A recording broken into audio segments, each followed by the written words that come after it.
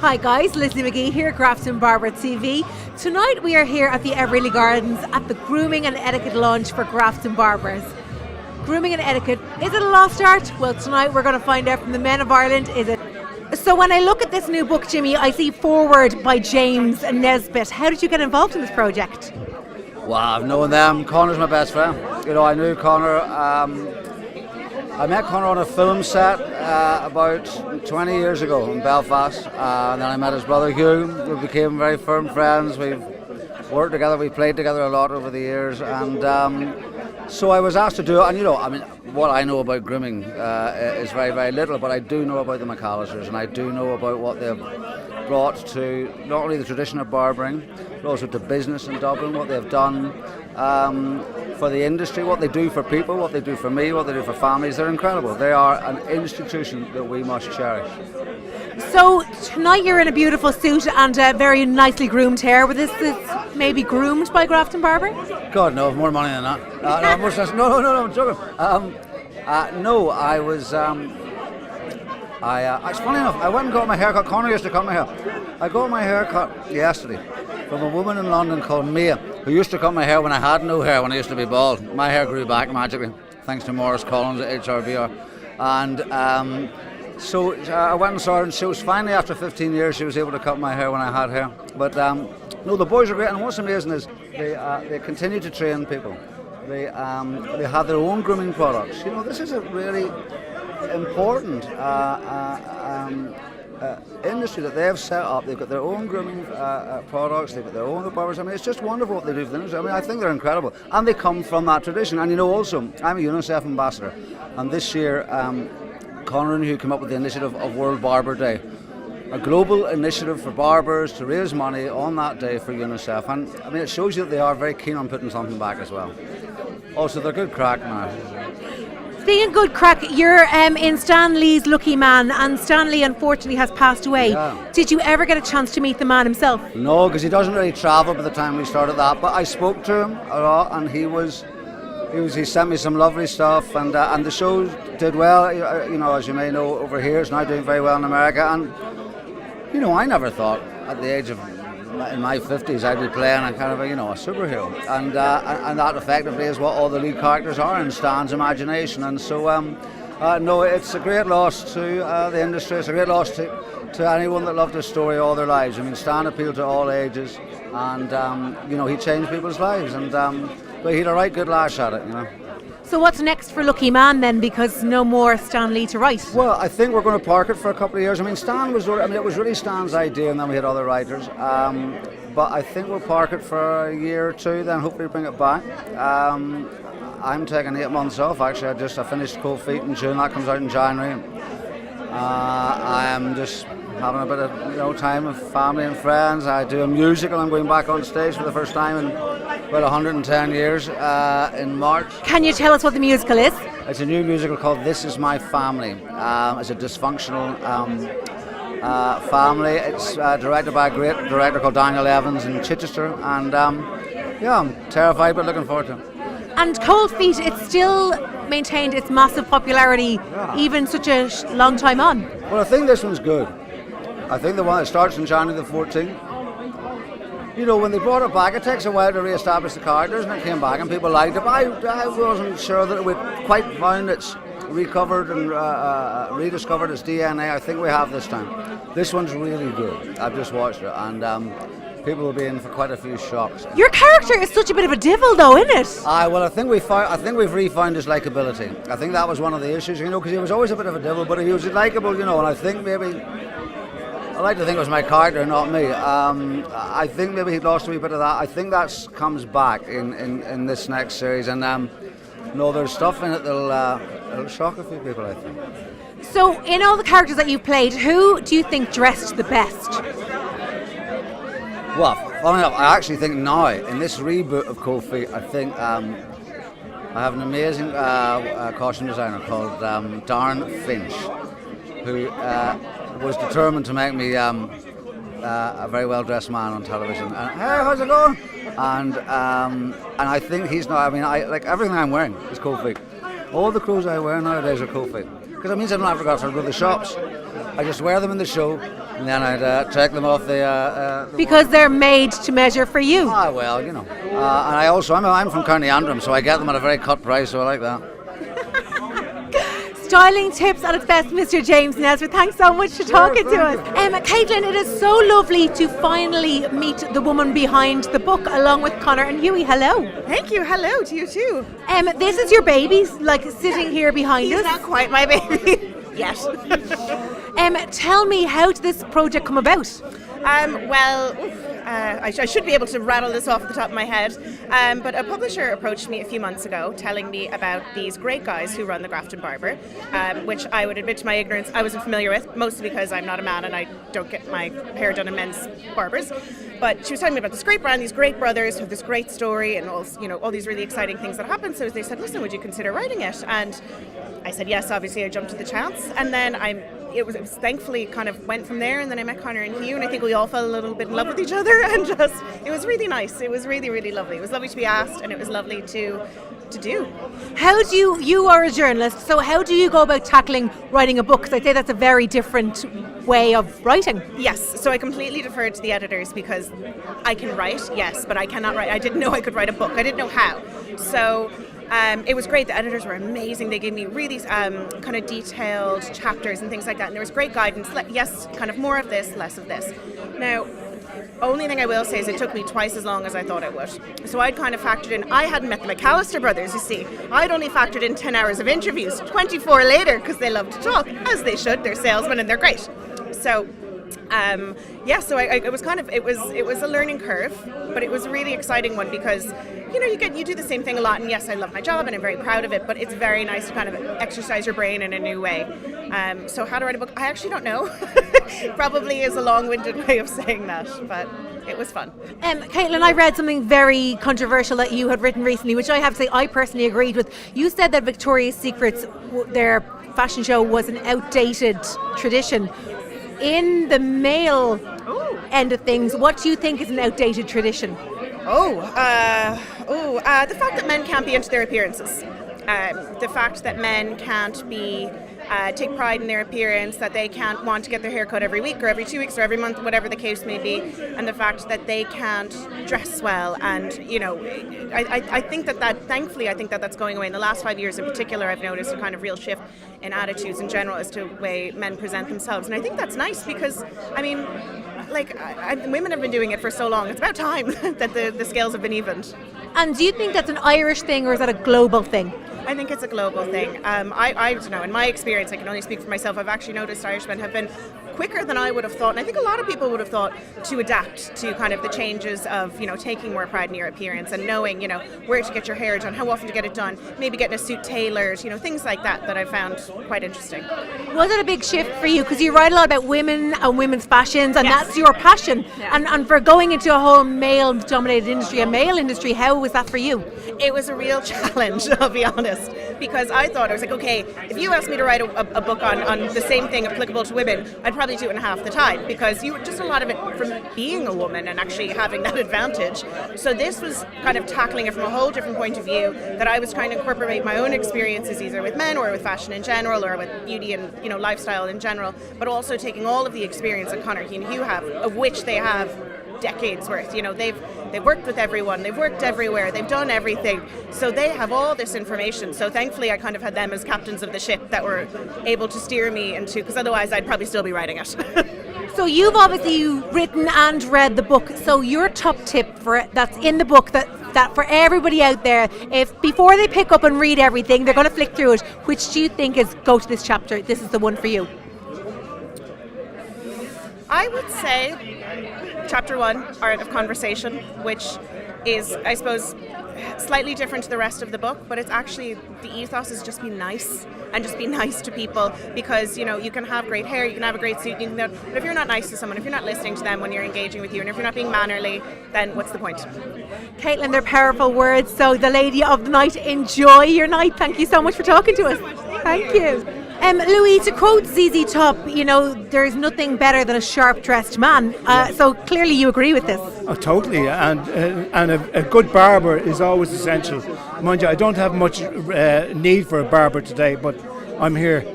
You're here, Louis, looking fantastic tonight. Did you dress everybody here?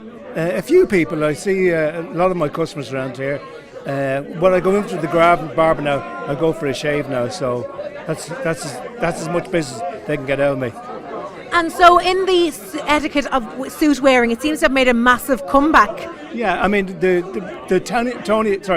Conor McGregor effect has been brilliant for the men's rag trade because he's kind of made people more aware of suits, and he's been great for the business. So suits aren't just a casual, they're not just a wedding wear thing now, they've become more of an everyday. Yeah, I mean they're a business kind of, like most people in today are wearing suits. Now I know it's gone a bit casual, but there's nothing to beat a good suit. And tell me, I see you're wearing your measuring tape, so where do you start with the measurements if a man comes in for a suit design with you? I have the measuring tape around my neck, but I don't really need a measuring tape. I know, but my eye can tell me what size he is. And Louis, how long, as an institute in Dublin are you? Are you longer than the Grafton Barber? Yeah, well, my grandfather was here since 1910, so it goes back as much as that, over 100 years. So for everybody watching today, for one tip on suit wearing, what would you give them? Get good advice from a good retailer like Louis Copeland. You've heard it here first, guys. Good advice from the man himself, Mr. Louis Copeland. Louis, thank you so much for talking to us.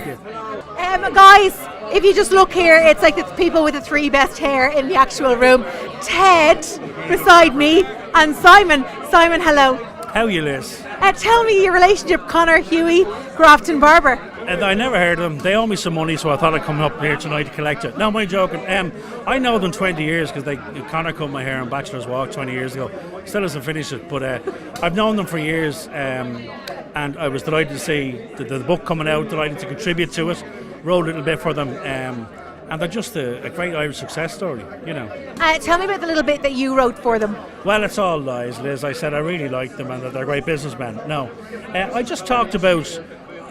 I said that I think they're one of the most recognisable Irish brands now. They're up there with Riverdance and Guinness, and people say barbers in Ireland, they think the Grafton Barber, and I think they set standards.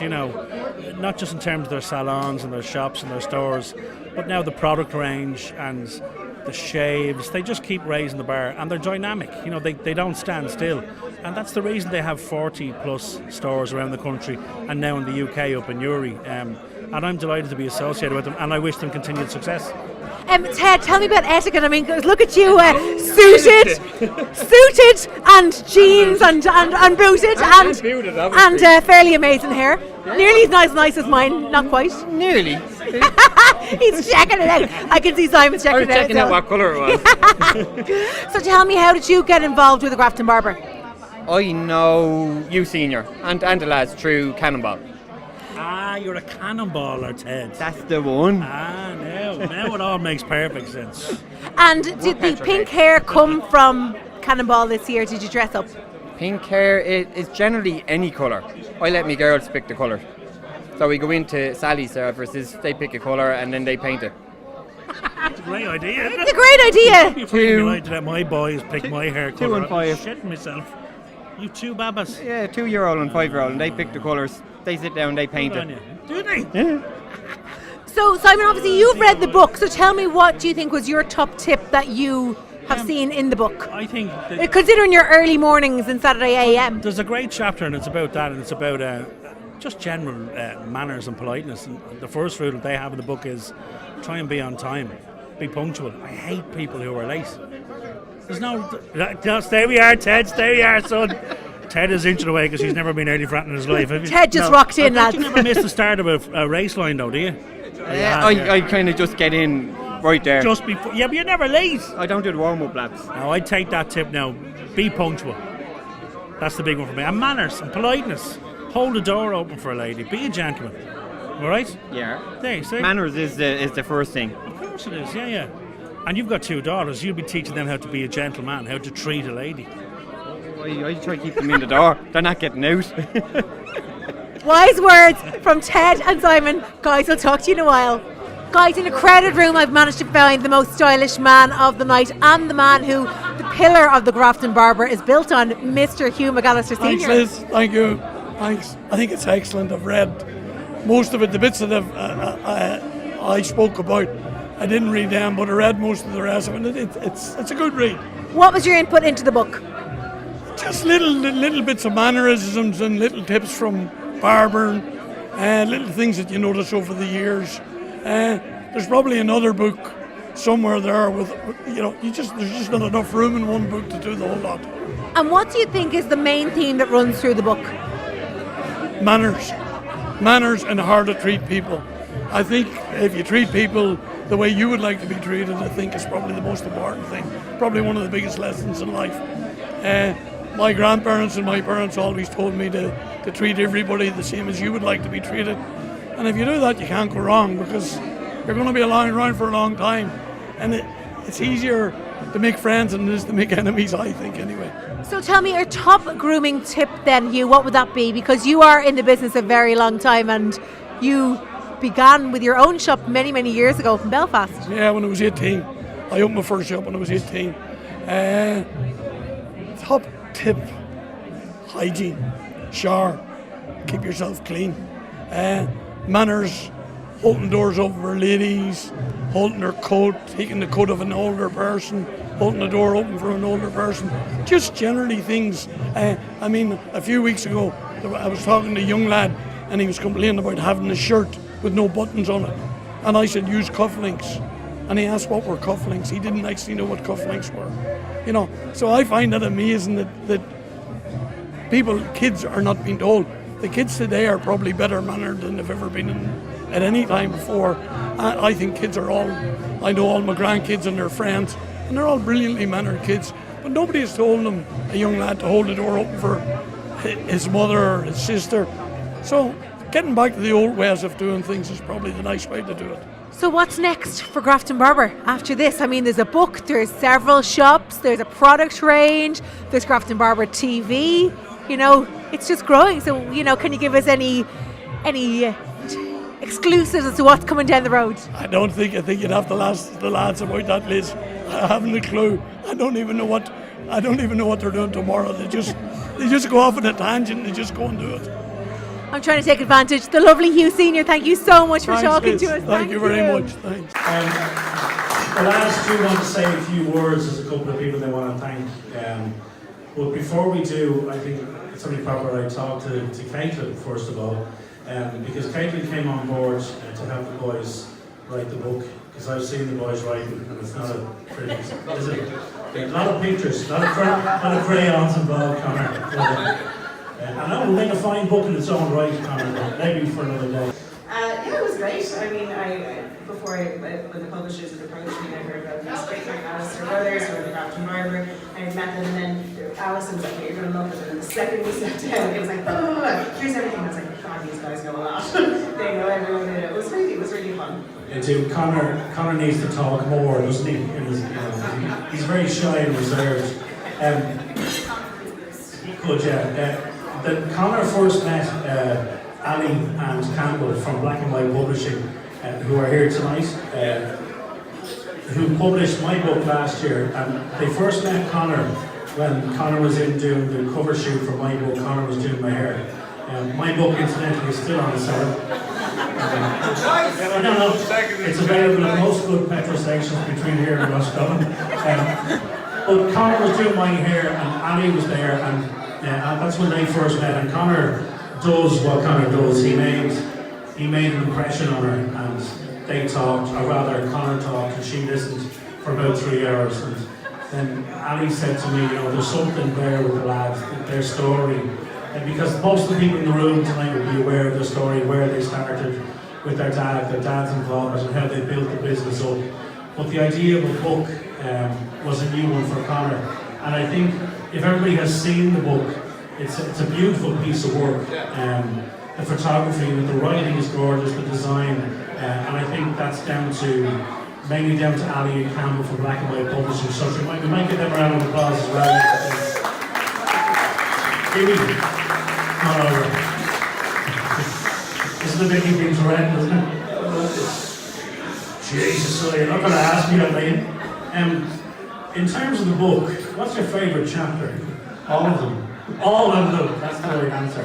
When Ali broached the idea, Hugh, of a book, after you first said, here, What did you think of seriously about writing a book about gentleman's etiquette?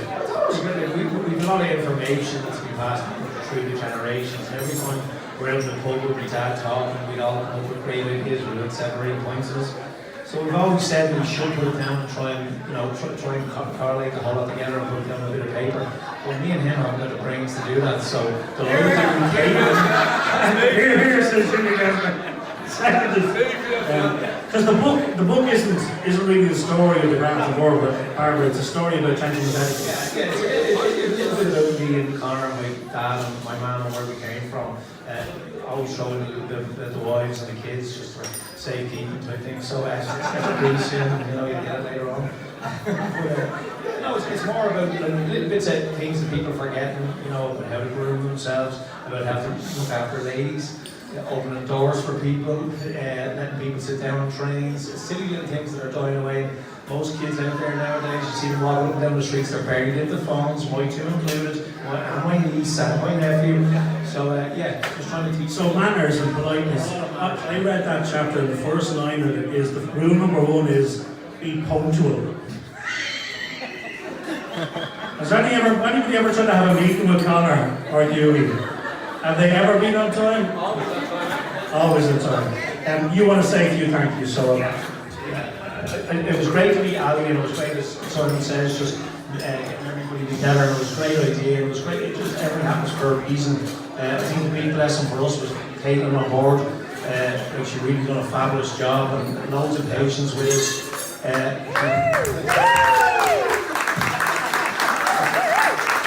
I genuinely believe she's a huge career ahead of her in writing. When you do read the book, because every single one of you has bought 1 or 2 copies at least. So when you do read it later on, you see how clever it's all put together, I have to say. And again, we wouldn't have been able to do it without her. I have to thank Ali McBride, and Campbell's here this evening as well, some around. They've had a few drinks, so give them a clap. Again, after I'd say we went through about 250,000 book covers, and then we decided on the one that we arrived with. Just 2 other people that we always have to thank in this room, Mr. James Nesbitt, who's always absolutely brilliant to us, has been for 20-30 years. Very generous with his time, very generous in anything we ever asked him to do, and equally with Mr. Simon Delaney, anything we ever asked him to do, he helps everything. It was so kind, I have to say. And no selfishness involved, just help us all the way. And really great brand ambassadors for our stores, and we don't get paid. Invoice on the way. And again, thanks for everybody for coming. It's great just to see. It was a bad night out there tonight, so we were a little bit worried about people turning up. But we'll get a great crowd, and really appreciate everybody being here. And again, don't forget to buy the book, The Great Stock of Barbers. Thank you. Connor just wants to say a quick. It's a word for I'd just like to thank everyone for coming out tonight and supporting us, lads. And I know we're playing in Northern Ireland tonight, but this is better. Yeah? I'd also like to thank my mum and dad and my wife and my kids and my nieces and my sister-in-law and everybody. Jimmy, Sean and Ali, Campbell, Caitlin, and everybody in the house. Thanks very much for coming out. I hope you enjoy it when you read it, because it's actually unbelievable. And thanks to Caitlin and Ali and Campbell, because it's so well put together, and I love it, and I think it's amazing. And I'm looking forward to number 2 now. The book. Thanks very much. Thanks, everyone. So that's it, ladies and gentlemen. Just to let you know, the book is now officially launched. It is on sale in all good outlets around the country, and some shitty ones as well. And retails at what? $12.99. You're joking. $12.99. Good book as well. Hey! So the book is now officially launched, ladies and gentlemen. Go and enjoy your night. Thank you very much. Guys, that's it. It's all over. We have seen the book. In case anyone's wondering, I made page 41. We spoke to the lovely Louis Copeland, some of the fabulous men of Ireland. So keep continuing to watch Grafton Barber TV, and we'll keep you posted. Thanks for watching. Bye-bye.